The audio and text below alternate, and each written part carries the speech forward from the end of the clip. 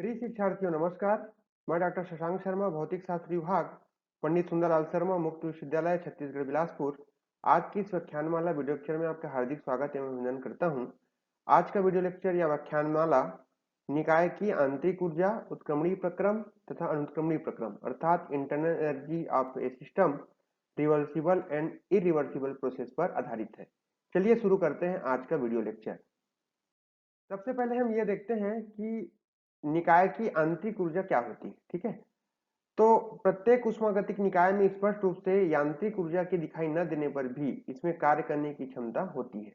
उदाहरण स्वरूप हाइड्रोजन व ऑक्सीजन का मिश्रण विस्फोट होने पर यांत्रिक ऊर्जा देता है और बहुत अधिक मात्रा में देता है। ठीक है, यद्यपि इसमें किसी प्रकार की बाह्य ऊर्जा जो है दिखाई नहीं देती। ठीक, अतः ऊर्जा का यह भंडार जो निकाय में दिखाई नहीं देता परंतु कार्य करने में क्या होता है, सक्षम होता है, निकाय की आंतरिक ऊर्जा या इंटरनल एनर्जी कहलाता है। ठीक है, महत्वपूर्ण तथ्य, सुविधा के लिए निकाय द्वारा अवशोषित ऊष्मा को धनात्मक व निकाय द्वारा निष्कासित ऊष्मा को हम ऋणात्मक मानते हैं।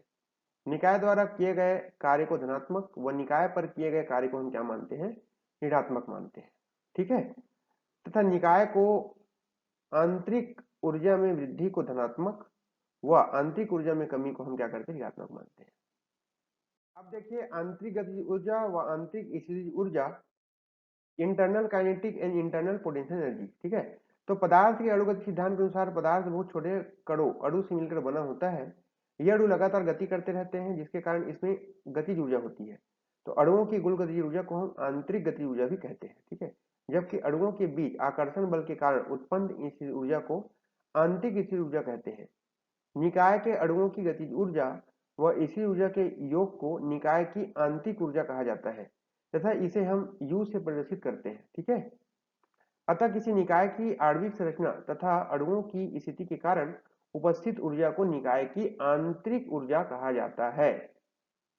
आइए अब हम देखते हैं निकाय की आंतरिक ऊर्जा में परिवर्तन, change in internal energy of A system. ठीक है, माना एक ऊष्मागतिक निकाय या ऊष्मागतिक निकाय अपने परिवेश से क्रिया करते हैं, बाहरी वातावरण से क्या करता है, क्रिया करता है तथा एक निश्चित प्रक्रम द्वारा अपनी प्रारंभिक साम्यावस्था I से अंतिम साम्यावस्था F पर पहुंचता है। ठीक है, तो इस प्रक्रम के दौरान निकाय द्वारा अवशोषित ऊष्मा मान लीजिए Q है, तो निकाय द्वारा किया गया कार्य क्या है, W है। तो राशि Q माइनस W की हम क्या कर सकते हैं, गणना कर सकते हैं। तो प्रयोगात्मक रूप से यह पाया गया कि यदि किसी निकाय को साम्यावस्था, है ना, मतलब प्रारंभिक साम्यावस्था I से अंतिम साम्यावस्था F तक विभिन्न प्रक्रमों द्वारा ले जाते हैं तो राशि Q माइनस W का वैल्यू क्या होता है, समान होता है। यद्यपि यह कह सकते हैं कि विभिन्न प्रक्रमों के लिए Q व W का मान भिन्न भिन्न होता है। तो राशि Q माइनस W को निकाय की आंतरिक ऊर्जा में परिवर्तन के रूप में क्या कर सकते हैं, प्रभावित कर सकते हैं। ऊष्मागतिकीय जब प्रथम नियम हमने पढ़ा तो U is equal to Q minus W आता है वैल्यू। ठीक है, उसी से हम ये सब ले रहे हैं। ठीक है ना, अब यदि निकाय की प्रारंभिक व अंतिम अवस्था में आंतरिक ऊर्जा UI और UF है तो आंतरिक ऊर्जा में परिवर्तन कैसे निकालेंगे, अंतिम अवस्था में आंतरिक ऊर्जा माइनस प्रारंभिक आंतरिक ऊर्जा, है ना, यानी प्रारंभिक अवस्था में आंतरिक ऊर्जा में जो भी अंतर होगा, डिफरेंस होगा, वो निकाय की, ठीक है, आंतरिक ऊर्जा में परिवर्तन दर्शाएगा। तो UF minus UI is equal to Q minus W। इस समीकरण से निकाय की आंतरिक ऊर्जा में परिवर्तन क्या करते हैं, हम लोग ज्ञात करते हैं। ठीक है, स्पष्ट है कि निकाय की आंतरिक ऊर्जा केवल निकाय की अवस्थाओं का एक फलन है। क्या है, निकायों की अवस्था का क्या है, एक फलन है। जिस प्रक्रम द्वारा निकाय एक अवस्था से दूसरी अवस्था में पहुंचता है उस पर निर्भर नहीं करती। आइए अब हम चर्चा करते हैं उत्क्रमणीय प्रक्रम। ठीक है, रिवर्सिबल प्रोसेस।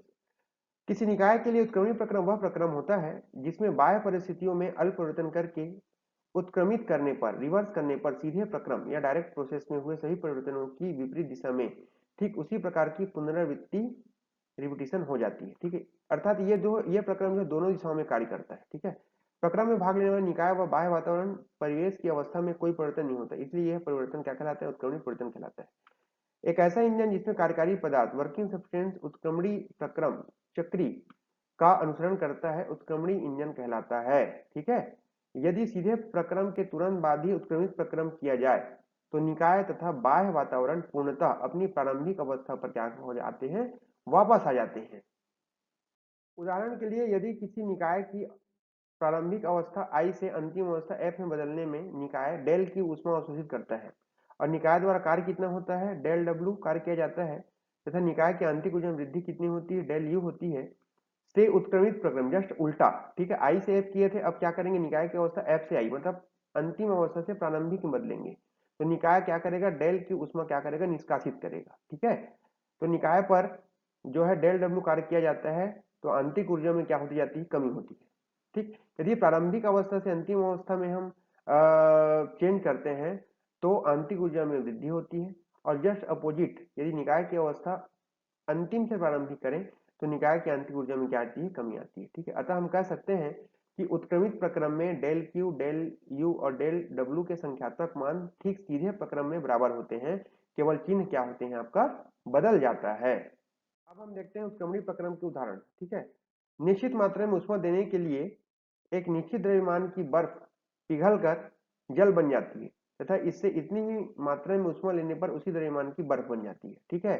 मतलब बर्फ का जल में बदलना और जल का बर्फ में बदलना, एक इसका उदाहरण है आपका उत्क्रमणीय प्रक्रम या रिवर्सिबल प्रोसेस का उदाहरण है। धीरे धीरे क्रियान्वित सभी समतापी व रुद्धोष्म प्रक्रम अर्थात गैस को धीरे धीरे समताप पर संपीड़ित करने पर आयतन घटता है, तो दाब कम करने पर और प्रसार बढ़ाने पर, ठीक है, गैस अपने वास्तविक आयतन को क्या करता है, प्राप्त कर लेता है, यदि घर्षण में कोई ऊर्जा ह्रास न हो, ठीक।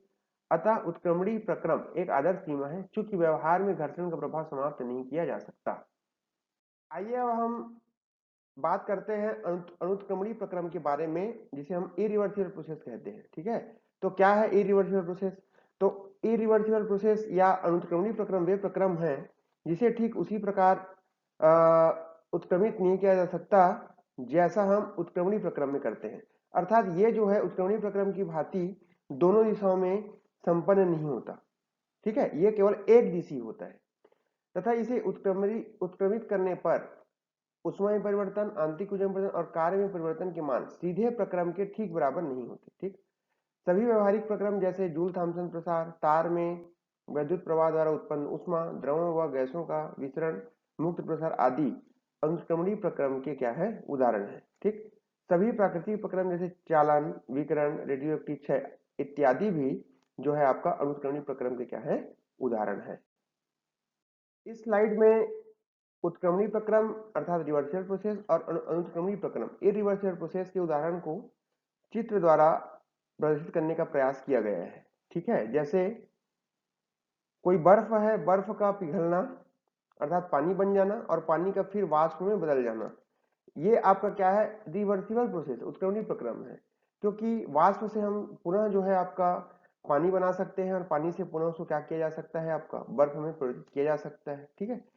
अब यहाँ सेकंड में देखिए, जैसे लोहे का जंग लगना, ठीक है, ये आपका अनुक्रमणीय प्रक्रम के उदाहरण है। यहाँ देखिए प्लेट टूट गया है, तो प्लेट दोबारा नहीं जुड़ सकता, ठीक है, अर्थात हम उस प्रक्रिया को पुनः उसी दिशा में वापस नहीं लौटा सकते, तो ये अनुक्रमणीय प्रक्रम उदाहरण है।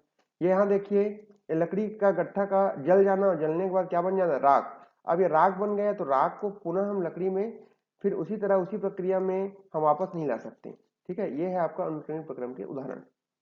आइए अब हम उत्क्रमणीय प्रक्रम तथा अनुत्क्रमणीय प्रक्रम में विशेष परिस्थितियों पर विस्तार पूर्वक चर्चा करते हैं, ठीक है। जैसा चित्र में दर्शाया गया है, उष्मारोधी पिस्टन युक्त सिलेंडर में गैस भरा हुआ है, ठीक है। उष्मारोधी कहने का मतलब है रुद्धोष्म प्रक्रिया का पूर्णतः पालन करता है, जिसमें बाह्य परिवेश से उष्मा का आदान प्रदान और विनिमय क्या है, पूर्णतः निषेध रहता है, ठीक है। सिलेंडर का आधार सुचालक है तथा सिलेंडर ताप T1 पर उष्मा स्रोत के संपर्क में रखा गया है। इस प्रकार गैस की प्रारंभिक अवस्था I पर दाब PI, आयतन VI तथा ताप जो है TI है। अब पिस्टन से कुछ दूरी तक बाहर खींचा जाता है, ठीक है, जिससे गैस की अवस्था I से बदलकर F हो जाती है, अर्थात गैस जो है, गैस की अवस्था जो है प्रारंभिक अवस्था से बदलकर कहाँ अपनी अंतिम अवस्था F पर क्या हो जाती है, पहुंच जाती है, ठीक है। माना अंतिम अवस्था में गैस का दाब PF, आयतन VF तथा ताप TF, ठीक है। अब निम्न तीन स्थितियां संभव है जिसे हम आगे चर्चा करते हैं।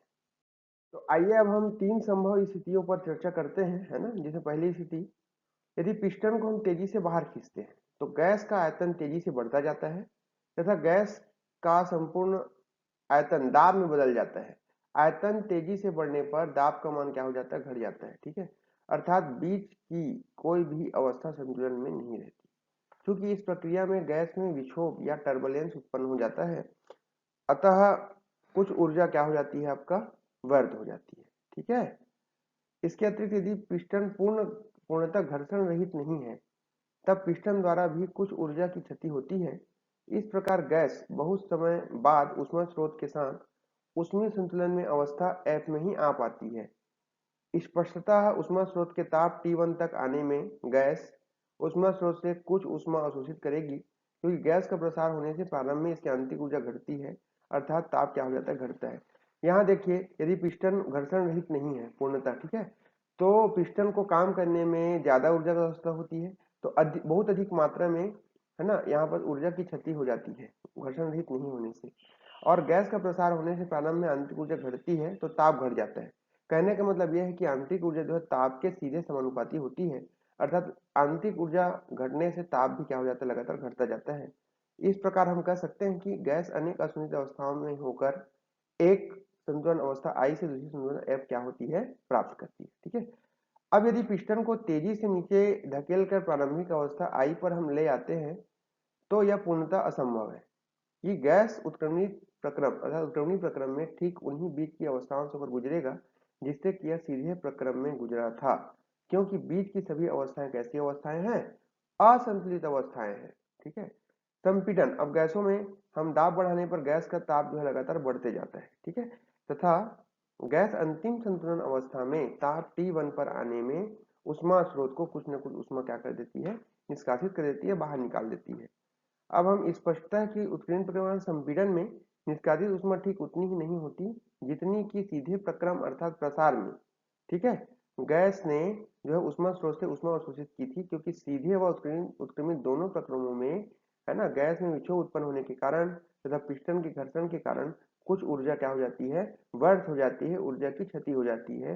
इस चीज को याद रखिएगा। सीधे प्रक्रम, जो सीधे प्रक्रम बोल रहे हैं हम, उसमें अनुत्क्रमणीय प्रक्रम है, अर्थात इरिवर्सिबल प्रोसेस में गैस का प्रसार होता है, जबकि उत्कीर्ण प्रक्रम या उत्क्रमणीय प्रक्रम में गैस का क्या होता है, संपीड़न होता है। ठीक है।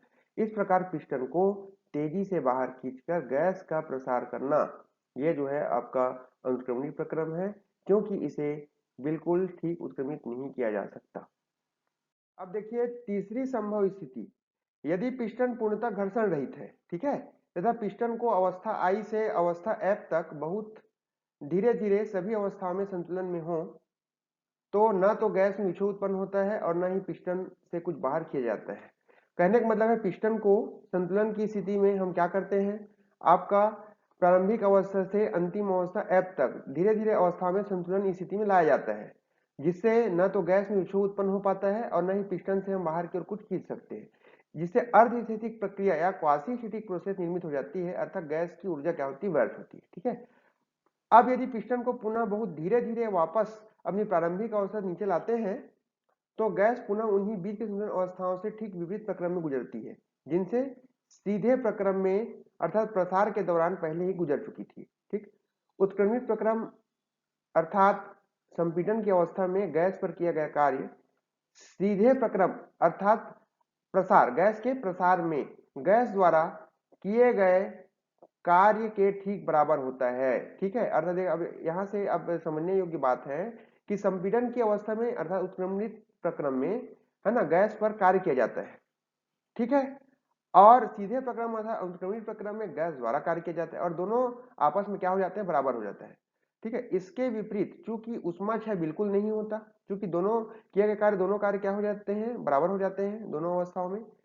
अतः उत्क्रमित प्रक्रम में उष्मा स्रोत पर निष्कासित उष्मा सीधे प्रक्रम में उष्मा स्रोत से अवशोषित उष्मा के ठीक बराबर होता है। ये चीज को याद रखने के लिए एक बात है कि उत्क्रमणीय प्रक्रम में उष्मा स्रोत द्वारा उष्मा उत्सर्जित होती है और अनुत्क्रमणीय प्रक्रम में उष्मा जो है अवशोषित होती है। ठीक है। इस प्रकार गैस बाह्य वातावरण में बिना कुछ परिवर्तन लाए उत्क्रमित प्रक्रम से प्रारंभिक अवस्था आई पर वापस आ जाती है। यह उत्क्रमणीय प्रक्रम है, इसे सूचक आरेख पीवी द्वारा क्या है, प्रदर्शित किया जा सकता है। अब हम आगे देखते हैं, यदि पिस्टन घर्षण रहित नहीं है, तो पिस्टन को अर्धस्थितिक प्रक्रिया द्वारा अत्यंत धीरे धीरे बाहर खींचने में भी कुछ ऊर्जा की हानि होती है और यह प्रक्रम उत्क्रमणीय नहीं रहता। ठीक।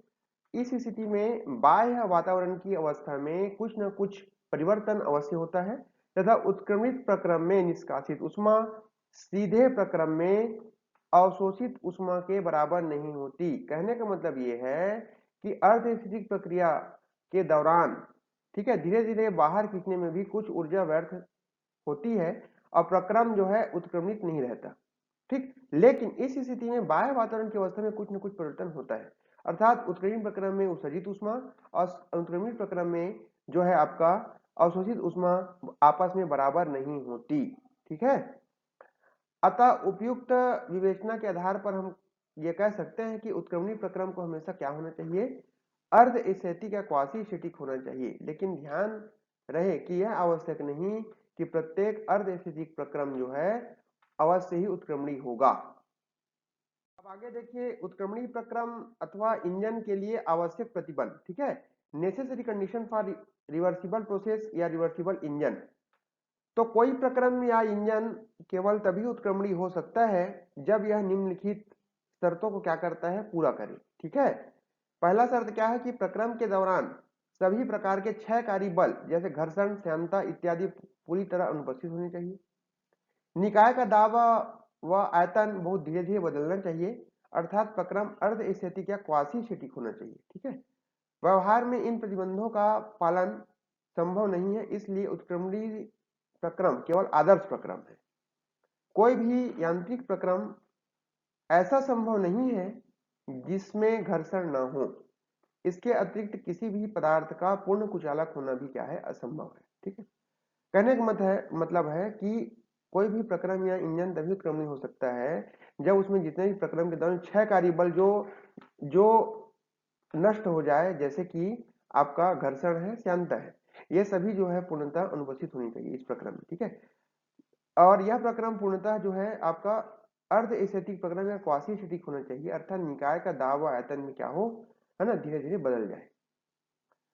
इसीलिए प्रत्येक भौतिक प्रक्रम में कुछ न कुछ ऊर्जा का सदैव क्षय होता है और सभी प्राकृतिक प्रक्रम जो है अनुक्रमणीय होते हैं। ठीक है, कहने का मतलब यह है कि 100% एनर्जी, अर्थात ऐसी कोई भी इंजन बनाना क्या है, असंभव है जो, ठीक है, जो पूर्णतः जो है 100% कार्य हमें प्रदान कर सके, अर्थात कुछ न कुछ ऊर्जा का क्षय उसमें संभव है। ठीक है, सुविधा के लिए ऐसे प्रक्रमों को जिसमें ऊर्जा का क्षय लगभग नगण्य होता है ना, तथा जो लगभग अर्धस्थितिक होता है, उत्क्रमणीय माना जा सकता है। इस चीज को याद रखिएगा। ठीक, thank you dear learners for your kind attention. Thank you very much.